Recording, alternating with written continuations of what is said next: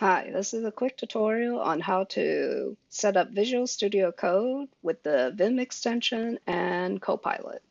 So if you haven't done so already, download Visual Studio Code or Visual Studio Code Insiders from this URL, code.visualstudio.com/download. Afterwards, install your package and then start the application. You will see something like this after you open the application. The first thing you would want to do is go to extensions on the side and you can look for Vim.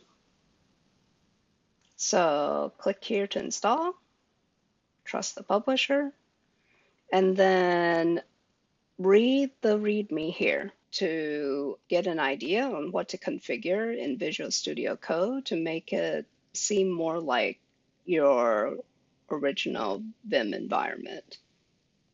Afterwards, we would want to install Copilot. So we can just look for Copilot. And if you install GitHub Copilot, it should install the other one, GitHub Copilot Chat with you.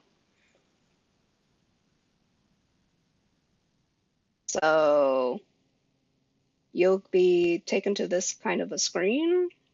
And over here, you would want to sign in to use Copilot.